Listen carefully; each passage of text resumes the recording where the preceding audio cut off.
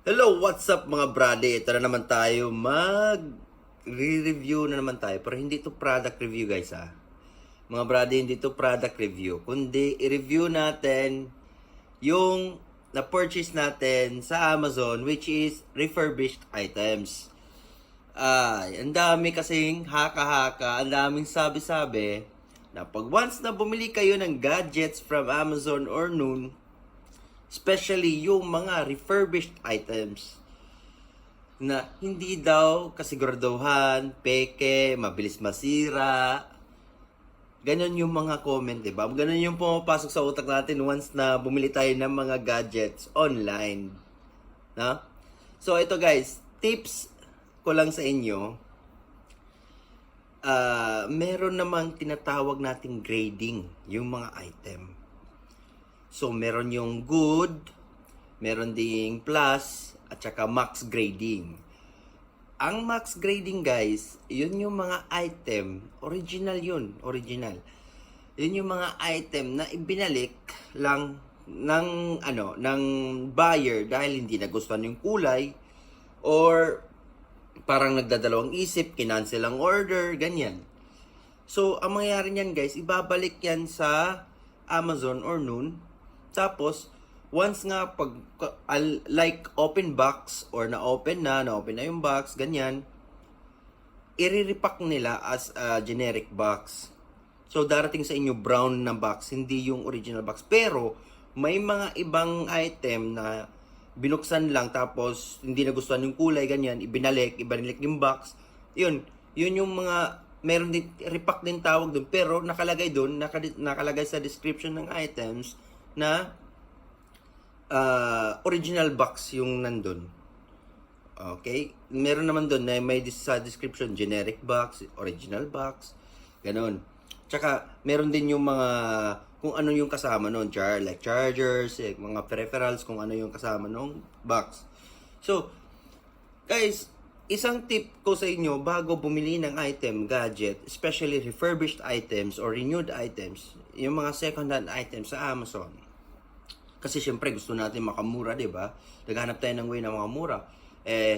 Hindi naman natin pwedeng pagkakatiwalaan yung mga tao na nagbebenta, especially okay naman yung marketplace sa Facebook. Pero may iba kasi na nandadaya na lang, parang meron silang mga maliliit na issue pero hindi na sinasabi. Doon kasi guys, kine-check niya ng facility ng Noon or Amazon bago nila i-grade yung isang produkto. Chine-check nila yon ng mga mechanics, mga technicians doon sa facility. So, kaya tsaka nila ilalagay ng grading kung anong grade yung item. So, tips ko sa inyo, first of all, tignan yung produkto. Then, second, read the description. Third, tignan yung mga reviews guys. Kung ang review ba ng item na to is 4 star or 4.5 or 5. Kasi, yung lahat ng reviews ng mga buyer dati, previous buyer, importante yan. Kasi dyan yung nagre-reflect kung ano yung panagsasend ng seller sa Amazon, sa inyo. 'Di ba? So, tsaka, pag nakita nyo, goods, naka-rating siya, 4.5. Pero isa lang yung review. No. Hindi yan guys. Kasi pwede niya manipulahin ng seller na, lagay mo nga yung review ng item na yun na nakakapag-purchase ka. Tsaka guys, doon guys, may nakalagay doon guys, yung nag-review nun is naka-purchase talaga. Proven as purchase sa Amazon or Noon. Then, yung isang review lang na per product, wag kayong wag na kayong mag-proceed. Doon kayo sa multiple reviews. Tsaka guys, another tip is tignan nyo ang review ng seller. Kung ilang taon na yung seller sa Amazon, kung ilang taon na sila nag-partnership ng Amazon, ilang gadgets na yun nabibenta. Makikita nyo yun guys, i-click nyo lang yung seller info. Makikita nyo yun doon. So, ilang ratings. Si Amazon nagre-rate doon sa seller na yon. Kung ano yung mga rate niya sa product niya sa mga buyer, magre-reflect si Amazon mag tawag dito, re-review para ibigyan ng seller's review mismo kung ilang star ba talaga tong seller na to. Si Amazon yung magagawa nun. Okay? So magre-reflect yung reviews ng mga tao doon sa seller.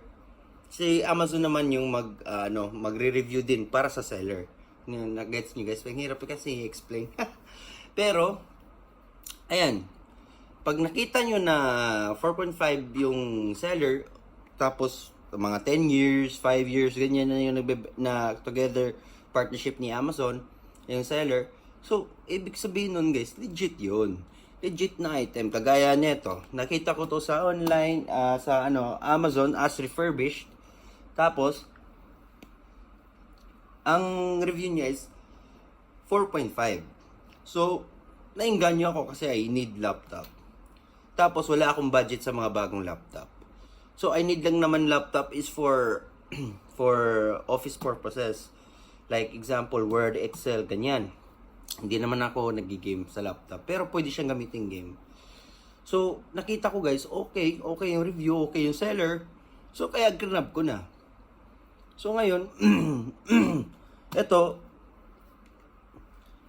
nung nagamit ko siya, na-surprise ako kasi wala talaga siyang issue. Wala siyang faulty issue, wala siyang, kumbaga, may mga problema, mga camera hindi gumagana, touchpad hindi gumagana, keyboard na hindi gumagana, wala.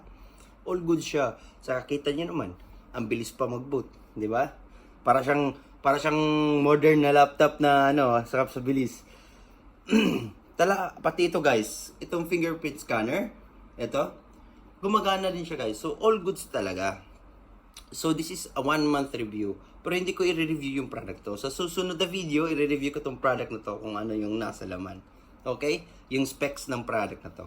Pero ito pala guys is HP EliteBook 840 G1. So G1 is like around 2015-2016 na release ang G1. So hindi kalumaan siya pero hindi siya totally kalumaan kasi ito running Windows 10 pa rin to. Minodify ko lang yung minodify ko yung taskbar, yung screen, tsaka yung mga icons. Para naman maganda-ganda, may kulay siyang tignan. Kahit luma siya, may may parang baga, maingganyo ka parang tumingin sa laptop mo. So ayan guys. So yan lang yung mga tips na pwede kong ibigay sa inyo about refurbished items, especially gadgets. So worth it talaga. Basta kayo lang maging matikuloso lang kayo. Tignan nyo yung mga reviews, tignan nyo yung seller, if talaga yung seller is matagal na sa Amazon, tignan nyo kung tagal na sila nagbebenta, ano yung mga grading ng mga nila, nung items nila or gadgets nila, tsaka yung reviews ng mga tao, basahin nyo, pati yung description. Huwag kayong magtamad-tamad, especially if you want to make savings, kasi pag kayo ay dire-diretso pag pumupurchase, kasi meron talaga, hindi may iwasan na meron mga scam dun sa Amazon or no. So, bago nyo i-purchase, basahin nyo lang lahat. Please, maging matikuloso kayo. Kasi pera yan, pinaghihirapan yan. So, instead na bibili ako ng laptop na tag 1,000 dirhams, 1,500 dirhams, same specs na laptop na to, nakamura guys, more than a half sa price ng mga ganitong laptop dito. So, yan guys. Hope nga nakatulong ko sa inyo about sa mga online purchases like Amazon or noon, especially refurbished products. So sa next na video natin, eto, i-review ko yung specs nito. Kaya pakita ko yung camera guys, para maniwala naman kayo na hindi ako nagbibiro, hindi ako nag-i-scam camera. See?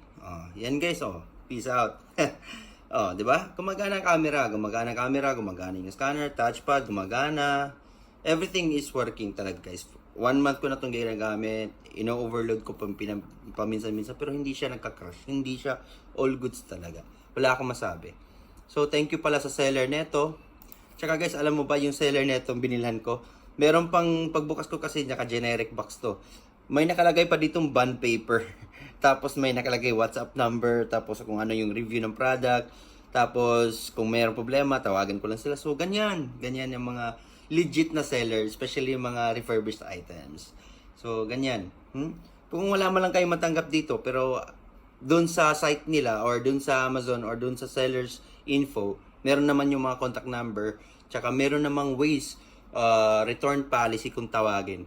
Na kung paano nyo, kung pag hindi nyo nagustuhan or pag may mga problema, si Amazon yung sasagot dyan. Si Amazon yung gagawa ng paraan makontak yung seller, papareturn nyo yung item. Kaso nga, wala siguro around 15 days bago nyo ma-receive. 5 days kukunin nila. After 5 days, i-review nila ng item kasi galing sa'yo. Kasi si Amazon, hindi na yan hindi naging matikuloso din si Amazon. Titignan nila kung wala ka bang hindi bang binuksan yung item or yung gadget, hindi mo binuksan, hindi mo pinalitan ng parts. So, i-review muna nila yan. After review, pag nag-okay si Amazon na okay to, still original pa to, kukontakan nila ang seller, tapos babalik nilang item. Tapos, magpapalit sila sa inyo or i-refund yung pera nyo. Ganon lang yung way ng return policy. Okay? So, guys, thank you so much sa watch ng video na to. Paki-like na lang din po, paki-subscribe kung kumare. Thank you so much, pa-support na rin po. So, magre-review pa tayo ng mga iba't ibang refurbished items na nabili natin sa Amazon, especially ng mga kalamitan kasi yung mga cellphone or mga iPad or mga tablets. Okay?